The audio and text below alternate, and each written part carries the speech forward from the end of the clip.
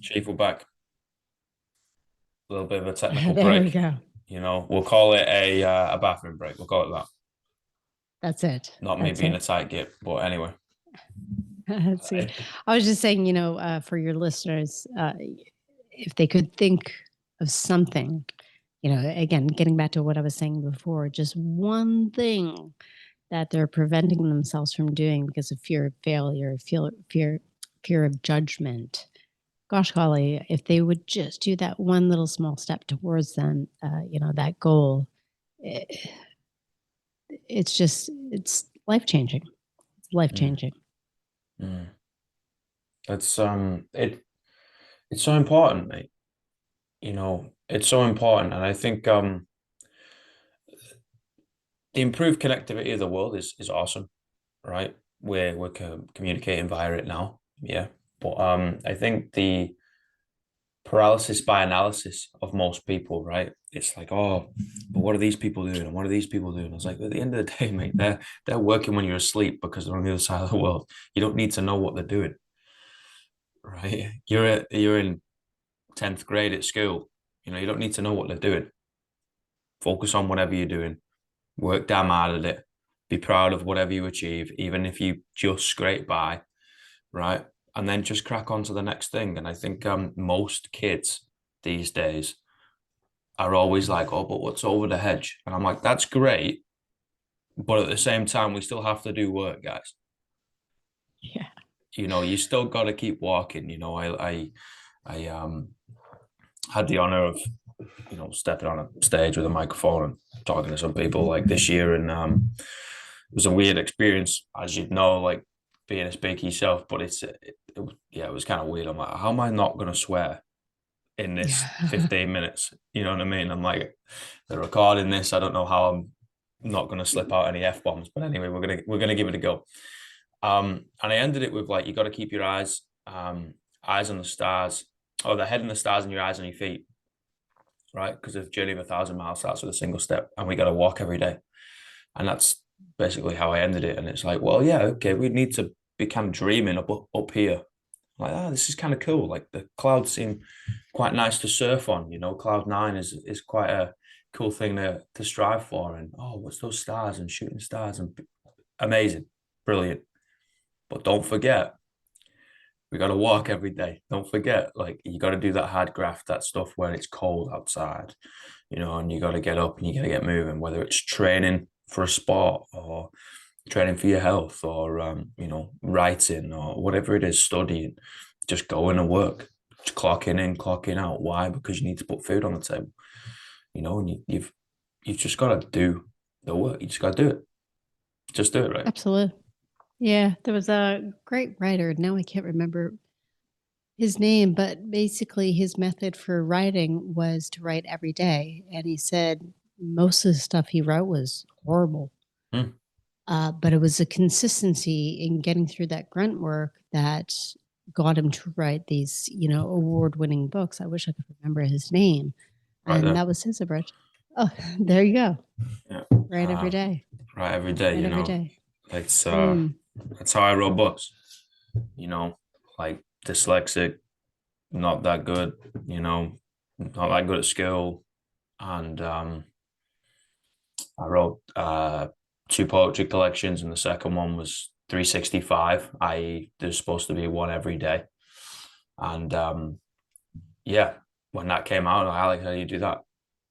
Like, first of all, why? And I was like, I don't really know. Like, it's kind of cool, right? And second of all, like how? And I was like, well, I got up between 3 and 3:30 every morning for a year, and I wrote something that came out of my head, and that was kind of it. They're like, oh, but wasn't there any big process you went through? I was like, no, I had to do about 12 different drafts because the grammar was incorrect and spelling and whatever, and get some rid of some, add some in.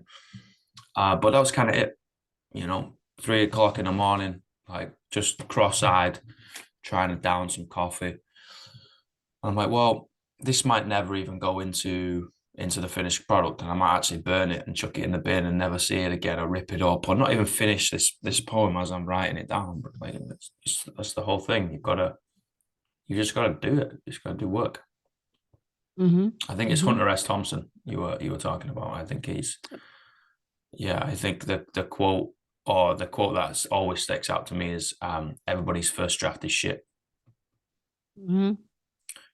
Oh, If if you get it right on the first time, I would say, are you doing something really worth doing? oh, Now, I need to preface that by saying, we still have to make dinner and stuff like that, like putting that aside. I'm talking about, getting back to, where do I start with people when they're trying to build confidence, pick a goal, make that first step. The challenging thing is when you get started to build confidence, you're going to feel as unconfident as you will ever be. yeah, yeah. That's the whole point. The whole point of growing yourself is to actually feel that pain during the process. And when I say pain, take that with a grain of salt. I mean, the struggle, the challenge, and that's why you have to love the process. But uh, when it comes to doing, I always think, and this is hard, let me tell you, because I'm a reformed perfectionist here. So this is like chewing vinegar right now. But I mean, I have this in front of my computer, and basically it's a note for the listeners that says, how will you fail today? And because if I don't fail every day, then am I really doing anything worth doing? And Mm. again, it doesn't have to be anything like life changing. I'm not trying to be Mother Teresa here. It could just be like, I want to do chin ups again. I used to be able to do chin ups. So the last time I tried to do a chin up at the park, it was very scary looking, but I did it. And so for the listeners out there, if you're trying to write a book, fail, write something shit. No, no, you can burn it. I burned a copy of my thesis. Let me tell you, that was the most beautiful experience in the world. Burn it. Just if you're not falling down often, you're just coasting. You're just coasting. And that's fine for some periods of your life. For the past few months, I needed to coast. I just needed to not strive to try to do anything because I was friggin' exhausted. Sometimes that's what you need to do. But when you're ready, find a way to fall down. This is beautiful when you pick yourself back up again. I love that so much, and I I do just made that up. believe It was actually pretty good. you're gonna write that down, snippet. Yeah, I do. Um, I think coasting is necessary, and that's definitely something I've had to learn in recent years. In fact, probably recent weeks, right? Not years. Mm. You're like, fuck, what do you mean I can't go at 100 mile an hour all the time and just smash my face into a brick wall? I was like, I'm a savage. I can do that. You're like, Alex, come on, you're still mortal. That's probably gonna kill you, mate. Like, let's let's calm that down a little bit. Um, but I think it's true. I really do. I think you need to be able to take the foot off the gas, figure it out, and once you've recuperated and filled that cup back up, you can go again further on down the line, and when you do pick yourself back up, you might be in the same spot, but you can see more, right? It's kind of like Mm-hmm. you let the fog disappear and you're like, oh wow, there's a lot around me at the moment. Oh, okay, cool. There's more to learn from rather than just tunnel vision, head down, looking at my feet all the time. And hmm, I like that a lot. Yes, I mean, if you if you even just look at uh, how the brain works, if you're highly stressed, the one thing that your brain is thinking is, how do I save myself? How do I just protect myself, right? You know? And stress is kind of like, if you don't have coping mechanisms for stress, it's kind of like pouring water into a bucket, but there's a whole bunch of holes at the bottom. So the energy goes in and you have no energy. It's just spilling out.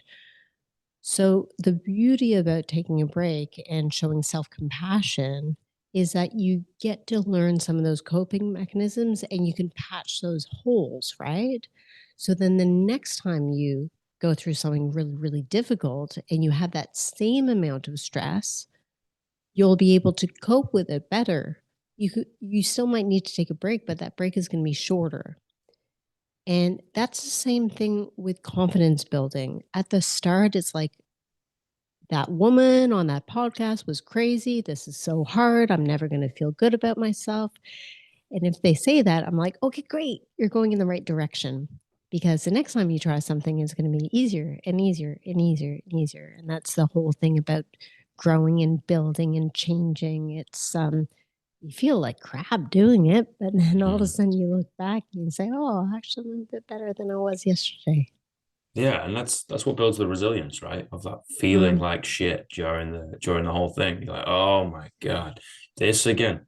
And I speak when I'm in the four walls of the gym, coaching, whatever, whether we're just me and coaches talking or whether it's me towards athletes or whatever, or someone wants to join. I'm like, this is great, but earn the right.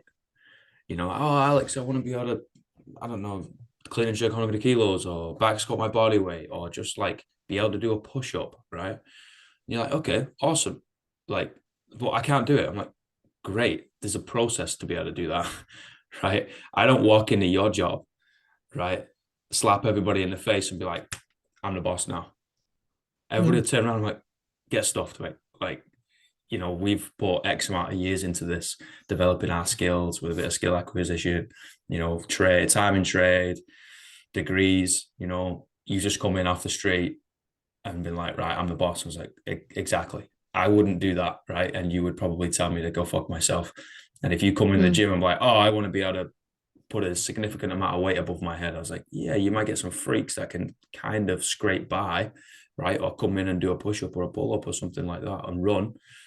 But you got to be able to earn the right, and you've got to be able to go, okay, if that's what you're going for, mega, we know what direction we're going in.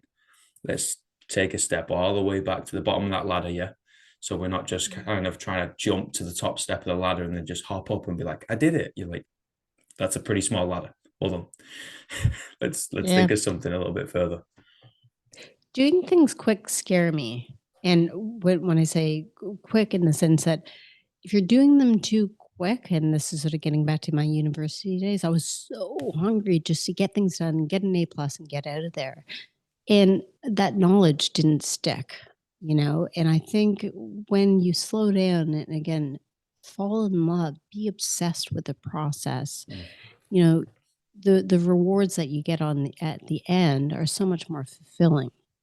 Now, when you're in that, like right now, I'm trying to do things differently and so forth. There's a half of my brain that's saying, you haven't achieved it yet, therefore you're a failure. There's still like that part of my brain is always going to be in existence, but it also, keeps me humble because it also reminds me, where I am and where I've come from and so forth. But you got to remind yourself every single day, if it's happening too quick, why?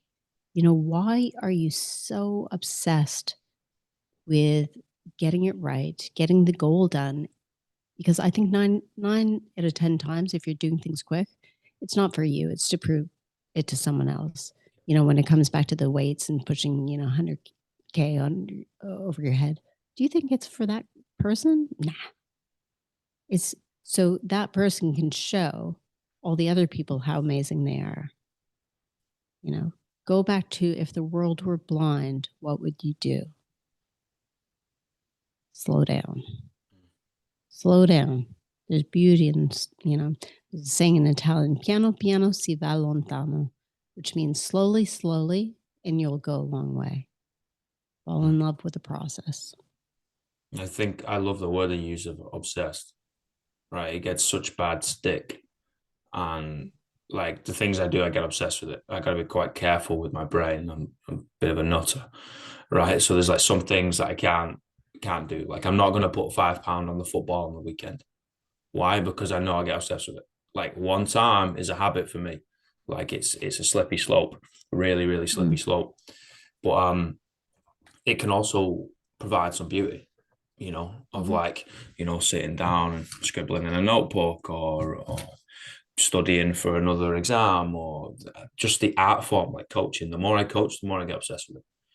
I'm just like, Mm. well, I said one word in a tone, right? And the environment of the room changed 99% for the positive.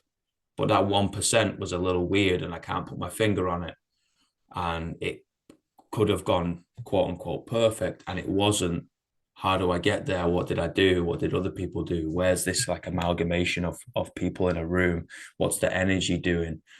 And I get really, really obsessed with it. I don't think it's a bad thing.